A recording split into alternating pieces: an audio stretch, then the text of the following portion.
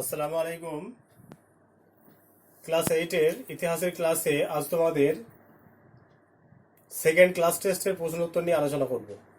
যে পরীক্ষাটা তোমাদের হয়ে গেল 28 তারিখ, সেই 28 তারিখে যে কোশ্চেনটা পরীক্ষা হলো তোমাদের, সেই প্রশ্নর যে উত্তরগুলো, সঠিক উত্তর যেগুলো হবে সেই উত্তরগুলো নিয়ে আলোচনা করব। দেখো, একে দাগের সঠিক উত্তরটি নির্বাচন করো। একে দাগের যে প্রশ্নটা ছিল 1-1, চিরস্থায়ী বন্দোবস্ত প্রবর্তিত হয়েছিল, চারটা অপশন দেওয়া আছে: 1791 খ্রিস্টাব্দে, 1793 খ্রিস্টাব্দে, 1795 খ্রিস্টাব্দে, 1797 খ্রিস্টাব্দে। তাহলে এখানে যেটা সঠিক উত্তর সেটা হবে 1793 খ্রিস্টাব্দে।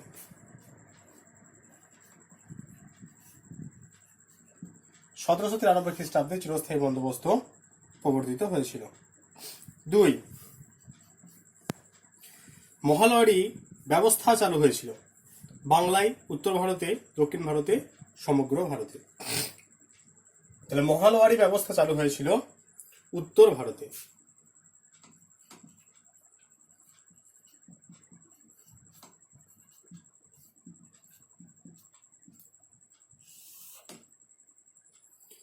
তিনি আছে, দেখো, দেশের সম্পদ দেশের বাইরে চলে যাওয়াকে বলে। দেশের সম্পদ দেশের বাইরে চলে যাওয়াকে বলা হয় সম্পদের বহির্গমন। তিনেরটা হবে সঠিক উত্তর, সম্পদের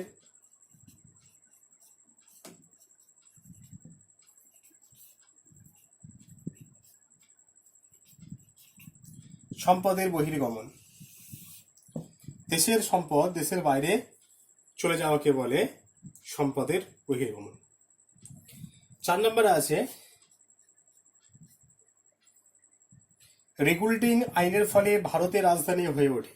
রেগুলেটিং আইন 1773 খ্রিস্টাব্দে রেগুলেটিং আইন পাস হয়েছিল, তোমরা সকলেই জানো।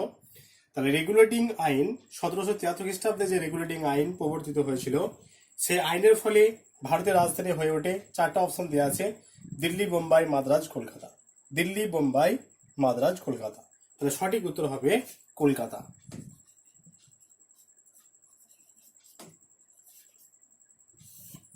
1773 খ্রিস্টাব্দে রেগুলেটিং অ্যাক্ট বা রেগুলেটিং আইন অনুসারে ভারতের রাজধানী হয়েছিল কলকাতা। 5 নম্বরে আছে, ভারতের সিভিল সার্ভিস ব্যবস্থা চালু করেছিলেন। ভারতের সিভিল সার্ভিস বা আমলাতন্ত্র, ভারতের সিভিল সার্ভিস ব্যবস্থা চালু করেছিলেন। চারটা অপশন দেওয়া আছে: Lord Cornwallis, Lord William Bentinck, Robert Clive, Lord Wellesley. তাহলে ভারতের সিভিল সার্ভিস ব্যবস্থা চালু করেছিলেন লর্ড কর্নওয়ালিস।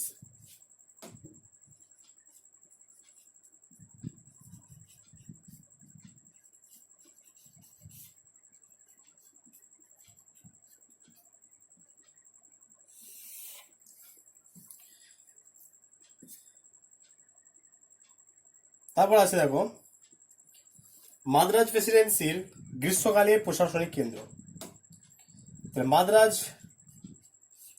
মাদ্রাজ প্রেসিডেন্সির গ্রীষ্মকালে প্রশাসনিক কেন্দ্র ছিল মাদ্রাজ, মছলিপট্টনম, ওটকামুন্দ, হোটেলিয়াম। তাহলে মাদ্রাজ প্রেসিডেন্সির গ্রীষ্মকালে প্রশাসনিক কেন্দ্র ছিল ওটকামুন্দ।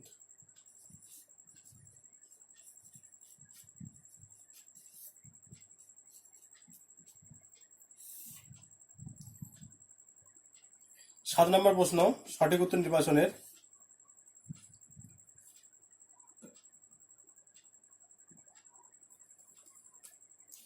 7 নম্বর প্রশ্ন আছে, ঔপনিবেশিক ভারতে প্রথম পাটের কারখানা চালু হয়েছিল। ঔপনিবেশিক ভারতে প্রথম পাটের কারখানা চালু হয়েছিল হুগলি, রিসরাই, কলকাতায়, বোম্বাইতে, মাদ্রাজে। তাহলে ঔপনিবেশিক ভারতে প্রথম পাটের কারখানা চালু হয়েছিল হুগলি, রিসরাই।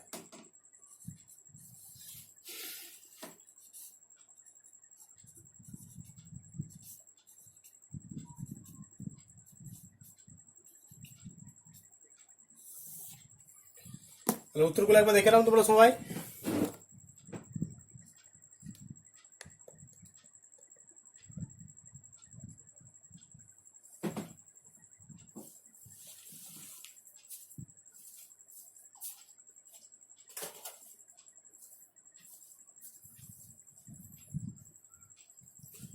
প্রথমটা হচ্ছে 1793, তারপর এটা উত্তর ভারতে, তারপর এটা সম্পদের বহির্গমন, তারপর কলকাতা, তারপর লর্ড কর্নওয়ালিস, তারপর উটকামুন, তারপর হুগলি রিসরা। এ হচ্ছে সঠিক উত্তর নির্বাচনের সঠিক উত্তর। দেখো 2 দাগের শূন্যস্থান পূরণ 2 দাগের প্রজাস্বত্ব আইন পাস হয়। তাহলে 2 দাগের 1 প্রজাস্বত্ব আইন পাস হয়েছিল 1885 খ্রিস্টাব্দে। 1885 খ্রিস্টাব্দে প্রজাস্বত্ব আইন পাস হয়। 2 1772 খ্রিস্টাব্দে রাজস্ব আদায়ের জন্য ইজারাদারি ব্যবস্থা চালু করেন। 1772 খ্রিস্টাব্দে রাজস্ব আদায়ের জন্য ইজারাদারি ব্যবস্থা চালু করেছিলেন ওয়ারেন হেস্টিংস।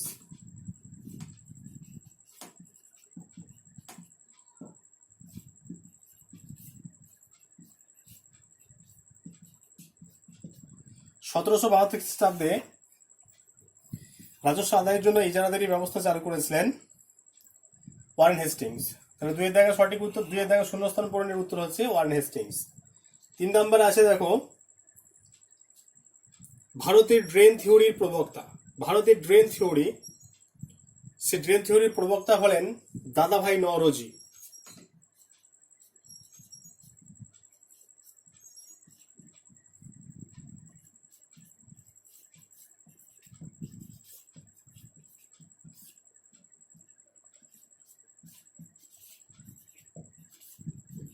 দুটো বানানই সঠিক, দুটোই হয়। দাদাভাই নওরোজি হলেন ভারতের ড্রেন থিওরি।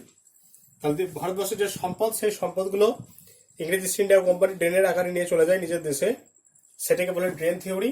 সে ভারতবর্ষের যে ড্রেন থিওরি, সেই ড্রেন থিওরির প্রবক্তা ছিলেন এই দাদাভাই নওরোজি। 4 নম্বরে আছে দেখো 1875 খ্রিস্টাব্দে দাক্ষিণাত্যে মহারাষ্ট্রে যে কৃষক বিদ্রোহ হয়েছিল তা নামে পরিচিত।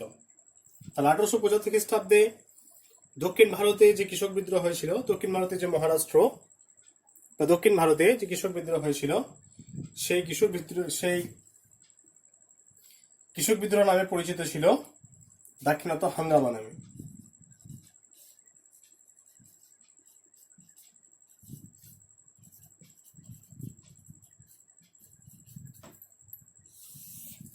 দাক্ষিণাত্য হাঙ্গামা নামে পরিচিত।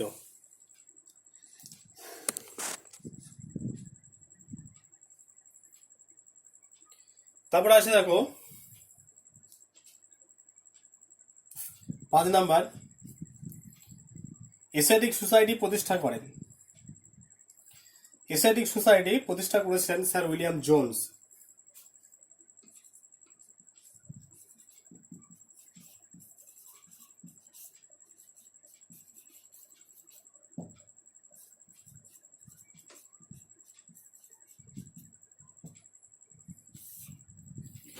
Sir William Jones Asiatic society প্রতিষ্ঠা করেন। তারপরে আছে 6 নম্বরে ভারতের পাশ্চাত্য শিক্ষা বিস্তারে ম্যাগনা কার্টা বলা হয়। এই প্রশ্নটা আগেবার দেওয়া হয়েছিল তোমাদের, অনেকজন লিখতে পারোনি। ভারতের পাশ্চাত্য শিক্ষা বিস্তারে ম্যাগনা কার্টা বলা হয় উডের ডেসপ্যাচকে।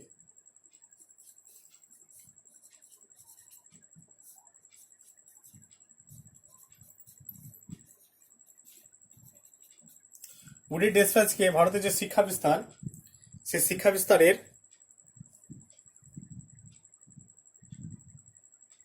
ম্যাগনা কার্টা বলা হয়।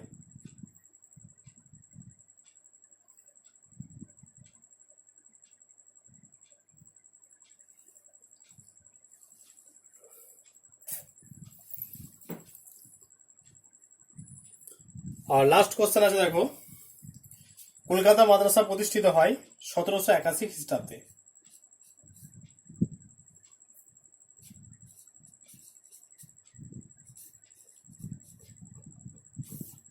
1781 খ্রিস্টাব্দে কলকাতা মাদ্রাসা প্রতিষ্ঠিত হয়।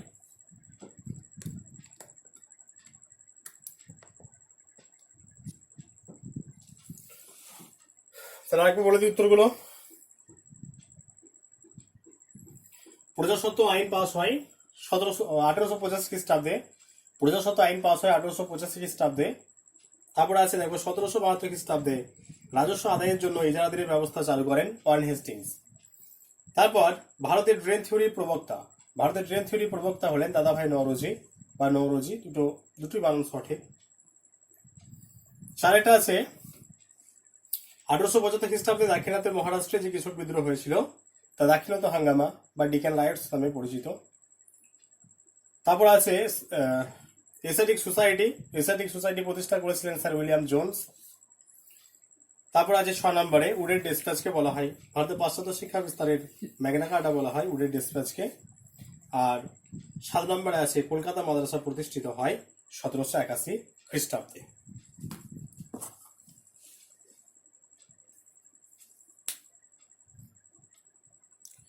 দেখো এবার তোমাদের আছে 3 দাগের প্রশ্নগুলো, সেগুলো একটু আলোচনা করে দিই। নিচের প্রশ্নগুলির উত্তর দাও। প্রথম প্রশ্ন যেটা 1 নম্বর আছে চিরস্থায়ী বন্দোবস্ত ও মহলবাড়ি বন্দোবস্তের মধ্যে একটি পার্থক্য লেখো।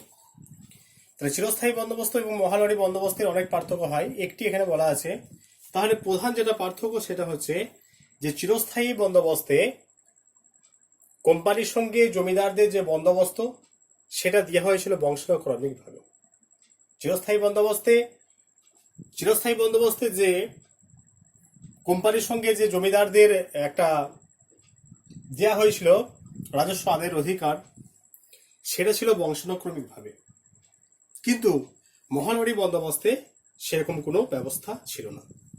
এখানে একটা নির্দিষ্ট সময়ের 20 থেকে 25 বছর বা 22 থেকে 25 বছরের একটা দীর্ঘমেয়াদী পরিকল্পনায় সেটা দেওয়া হয়েছিল। অর্থাৎ এখানে যে বংশ পরম্পরা, সেই বংশ পরম্পরা কোনো জায়গা ছিল না। আর কি এখানে আরেকটা হচ্ছে মহলবাড়ি বন্দোবস্তে আরেকটা যেটা বলতে হয়, যেটা এখানে কিন্তু মানে গ্রামের যে সমষ্টি, সেই সমষ্টিটা কিন্তু এখানে হয়েছিল। এখানে কোনো একটা ব্যক্তিকে কিন্তু রাজস্ব আদায়ের অধিকার দেওয়া হয়নি। পুরো মহলের রাজস্ব আদায়ের অধিকার এখানে দেওয়া হয়েছিল, কোনো একজন ব্যক্তি বিশেষের ক্ষেত্রে অধিকার এখানে দেওয়া হয়নি। আর একটা বলতে পারো যে চিরস্থায়ী বন্দোবস্তের এটি অন্যতম শর্ত ছিল সূর্যাস্ত আইন, কিন্তু মহলবাড়ি বন্দোবস্তে সূর্যাস্ত আইনের কোনো ভূমিকা ছিল না, বা সূর্যাস্ত আইন এখানে ছিল না। 2 নম্বর, রায়তরি বন্দোবস্তের প্রধান বৈশিষ্ট্য কি? দেখো 2 নম্বরে আছে রায়তরি বন্দোবস্তের প্রধান বৈশিষ্ট্য।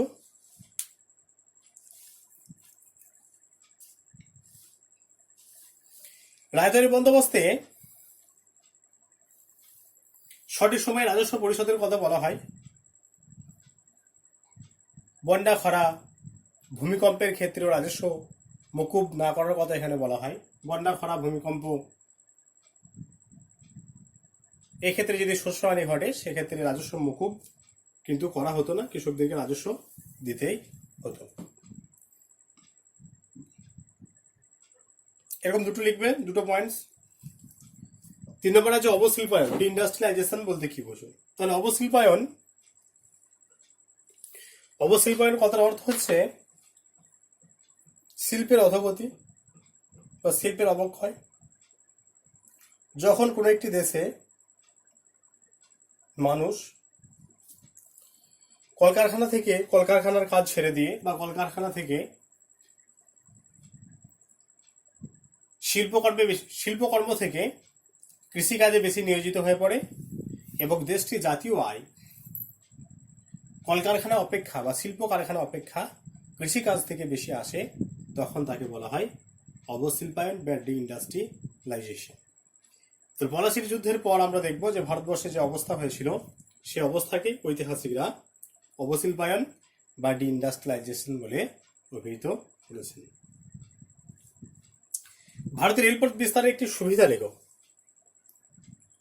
ভারতের রেলপথ বিস্তারের একটি সুবিধা, তাহলে খুব সহজে এবং খুব দ্রুত এবং স্বল্প সময়ে এক জায়গা থেকে আরেক জায়গায় মাল নিয়ে যাওয়া হয়। এটা হচ্ছে 1 নম্বর শর্ত। খুব অল্প সময়ে, খুব অল্প ভাড়ায় এক জায়গা থেকে আরেক জায়গায় মাল সরবরাহ করা হয় খুব সহজে এবং তাড়াতাড়ি। এটা হচ্ছে আপাত দৃষ্টিতে সুবিধা, কিন্তু ব্রিটিশ ইস্ট ইন্ডিয়া কোম্পানির একটা সুবিধা দিতে হবে যে কোনো জায়গায় যদি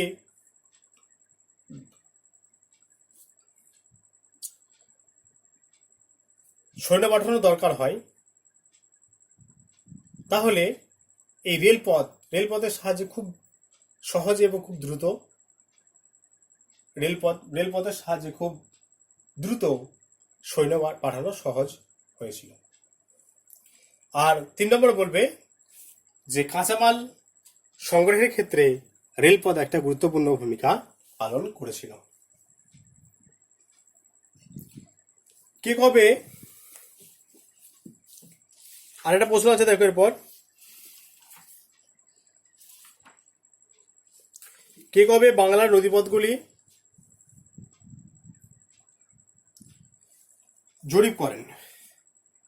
কে কবে বাংলার নদীপথগুলি জরিপ করেন? 1764 খ্রিস্টাব্দে জেমস রেনেল। 5 উত্তরটা 1764 খ্রিস্টাব্দে জেমস রেনেল বাংলার নদীপথগুলি জরিপ করেন। 1764 খ্রিস্টাব্দে জেমস রেনেল বাংলার নদীপথগুলি জরিপ করেন। আর লাস্ট প্রশ্ন আছে দেখো 6 নম্বরের প্রশ্ন আছে, কে কবে ফোর্ট উইলিয়াম কলেজ প্রতিষ্ঠা করেন? লর্ড ওয়েলেসলি,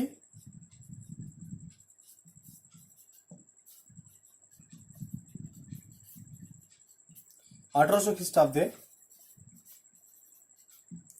লর্ড ওয়েলেসলি 1800 খ্রিস্টাব্দে ফোর্ট উইলিয়াম কলেজ প্রতিষ্ঠা করেন। লর্ড ওয়েলেসলি 1800 খ্রিস্টাব্দে ফোর্ট উইলিয়াম কলেজ প্রতিষ্ঠা করেন।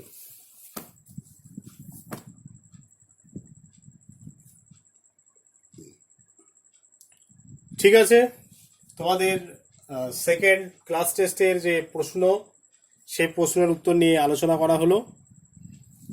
তোমরা নিজেরা উত্তরগুলো একটু দেখবে, তোমাদের কতগুলো কি ঠিক হয়েছে। উত্তরে যদি কারো কিছু সন্দেহ থাকে অবশ্যই আমাকে জানাবে।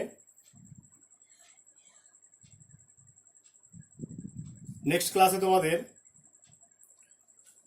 কন্টিনিউ করবো, যে ক্লাসগুলো চলছিল সেগুলো এরপর কন্টিনিউ হবে। আজকে তাহলে এই প্রশ্ন উত্তর নিয়ে আলোচনা করা হলো। সবাই ক্লাসটা ভালো করে দেখবে, কারো যদি কিছু সমস্যা থাকে অবশ্যই আমাকে জানাবে।